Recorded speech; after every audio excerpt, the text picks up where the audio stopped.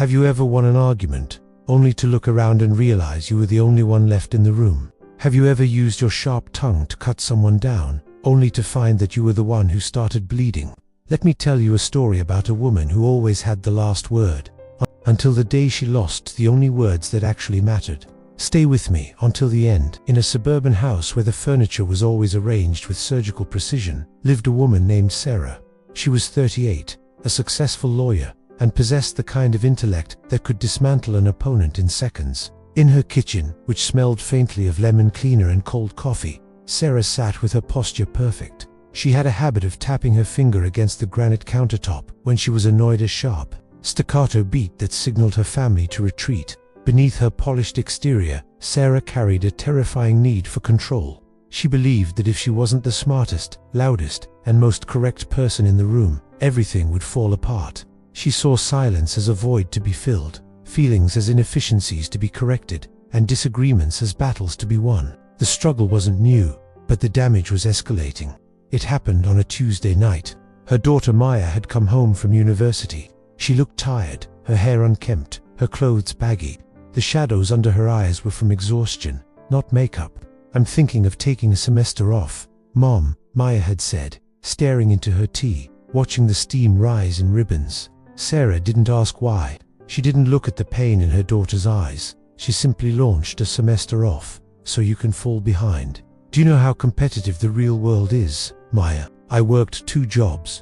I didn't have the luxury of finding myself. I'm just tired." "Mom, you're tired. Everyone is tired. It's called discipline. You quit now, and you'll be quitting for the rest of your life." "I won't raise a quitter." The words hit Maya hard. She didn't shout back. She didn't defend herself. She just stood up, walked out the door, and got into her car. Sarah sat there for hours, waiting for the slam to be reversed, for Maya to come back and apologize for being irrational. But the house remained silent. The silence wasn't peaceful. It was heavy. Days passed. Then 2 weeks. Maya didn't return. Her texts were one-word answers. "Fine, busy, okay." Sarah felt the panic rising in her chest. The cold realization that she was right. She was absolutely right about the degree, but she had also lost her daughter. "Why can't she see I'm just trying to help?" Sarah thought, pacing the living room. "Why does everyone have to be so fragile?" But the silence of the house was deafening. It mocked her victory. Desperate, Sarah went to the only place she could think of, a quiet park bench near her office where she often ate lunch alone. She was crying, frustrated, angry at the injustice of being misunderstood. An elderly woman in a simple cardigan sat down on the opposite end of the bench. She was feeding birds, ignoring Sarah's heavy breathing. "You're loud," the woman said softly, not looking at her. "Even in your silence, you are loud." Sarah wiped her eyes sharply. "Excuse me.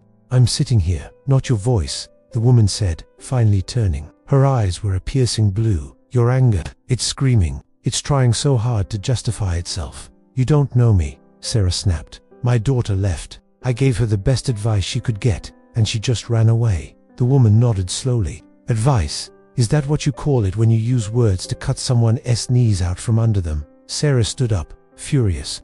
"I was honest. Honesty without love is just violence with words," the woman said. Sarah froze. The words hit her like the cold wind. "Sit," the woman said, patting the bench. "I want to tell you something about archery." Sarah sat down slowly, her defenses crumbling under the weight of the woman's calm.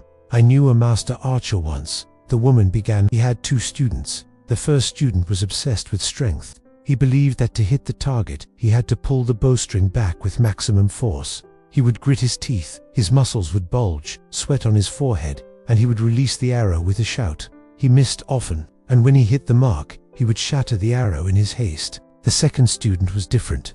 When he drew the bow, he was still. He didn't fight the tension of the string. He became a part of it. He didn't focus on forcing the arrow to go. He focused on letting it go. He released the arrow not with a shout, but with a breath, exhaling the tension. One day, the master asked the strong student why he struggled. The student said, "The bow fights me. The wind fights me. Everything is against me." The master looked at him. "No," he said. "The only thing fighting you is you. You are so focused on the power of the shot that you have forgotten the purpose. You are holding on so tight that you are the one preventing the flight." The woman looked at Sarah, tossing bread to a sparrow. "Your words are the arrow, Sarah. Your intention should be the aim." But you are so busy pulling the string back, so busy proving how strong and right you are, that you have forgotten to release the arrow with love. You are just snapping the string in people's faces. Sarah sat on the bench. The wind chilled her skin. Part of her wanted to argue, to say that Maya needed to hear the hard truth, that coddling her wouldn't help her succeed. But then she remembered the look on Maya's face. It wasn't the face of someone who had been educated. It was the face of someone who had been shot. Honesty without love is just violence with words. The phrase echoed in her mind. She realized that she didn't want to be right anymore. She wanted to be a mother. "I don't know how to stop," Sarah whispered, her voice trembling. "I'm afraid if I stop talking, I lose control." "The control you think you have is an illusion," the old woman said. "Try something. For 1 month, do not offer advice, do not correct, and most importantly, do not speak last in a conversation. Leave the silence. Let it sit." "That sounds terrifying," Sarah admitted. "It is," the woman smiled. "But until you learn to hold your tongue, you will never learn to use it to heal." 2 days later, Maya returned to collect a box of books. Sarah's heart hammered. Her instinct, her muscle memory, screamed at her to start the conversation. "Did you think about school? Have you found a job yet? You're making a mistake." She bit her tongue. It hurt. They stood in the hallway. The silence stretched thin. It was agonizing. Sarah felt the urge to fill the air with noise, with logic, with anything to avoid the discomfort. Then, Maya spoke. "Not about school, not about logistics. I missed you," Maya said, her voice cracking. Sarah almost responded with, "Well, if you had just listened." But she remembered the archer. She took a breath. "I missed you too, Maya. I felt like you didn't even like me," Maya said, tears welling up. "Like I was just a project you were trying to fix." The old Sarah would have listed 5 reasons why that was ridiculous and ungrateful. The new Sarah stood still. She let Maya's pain hang in the air without trying to swat it away. "I am so sorry," Sarah said softly. "I was so busy trying to prepare you for the world that I forgot to be with you in it." Maya stared at her, searching for a trap. When she found none, she stepped forward and collapsed into her mother's arms. Sarah didn't speak. She just held her. She didn't correct her posture. She didn't tell her not to ruin her blouse. She just held on. Months turned into a year. The change in their home was subtle at first, then profound. Arguments didn't disappear, but they changed shape. When a disagreement arose, Sarah would pause. She would count to 3. She would ask, "Do you want me to listen, or do you want me to help?" Sometimes, the answer was just listen. So, Sarah sat. She let the silence be. Her husband noticed too. The tension in the house evaporated. Sarah became softer, not weaker softer. There was a grace in her now that drew people in rather than pushing them away. One evening, she sat on that same park bench. She wasn't crying. She was just watching the sunset. She saw a mother and daughter walking nearby. The mother was lecturing the girl, pointing a finger. The girl was looking at the ground, her shoulders hunched. Sarah wanted to intervene, to explain, but she didn't. She just sat there, a quiet witness, holding space for them. Sarah never stopped being intelligent. She never stopped being capable, but she stopped using her intelligence as a weapon. This story reminds us of a simple truth. Being right costs nothing if you are left alone. Winning an argument is hollow if it breaks the connection.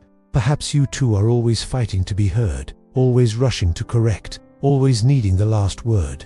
Maybe you are carrying a heavy burden of control, thinking that if you let go, everything will fall apart. What if the opposite is true? What if letting go of your need to be right is the only way to be truly heard?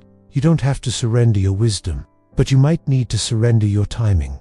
The pause between stimulus and response, that is where the love lives.